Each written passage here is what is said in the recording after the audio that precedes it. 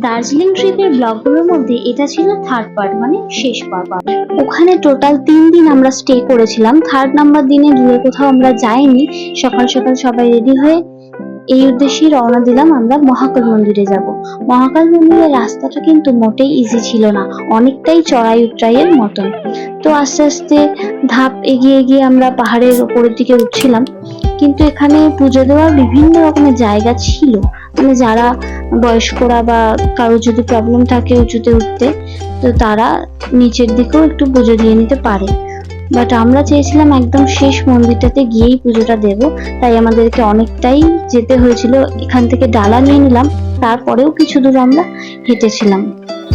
এখানে চারিপাশে যে ঘন্টার আওয়াজ শুনতে পাচ্ছ, ওখানে কিন্তু শুনতে বেশ ভালো লাগছিল চারিদিকে এই আওয়াজগুলো। তো মেন মন্দিরে প্রায় আমরা চলে এসেছি এখানে। তো এইখানে যে ত্রিশূলটা রয়েছে, ঠিক এইটাই হলো মেন মন্দিরটা। মন্দিরে প্রবেশ করলাম, পুজো দিলাম, তারপর এসে আমরা প্রসাদ গ্রহণ করলাম। প্রসাদের টেস্ট যথেষ্ট ভালো ছিল। তো তারপর আর কোথাও তেমন ঘুরিনি, আসার পথে একটুখানি ফটো সেশন হলো।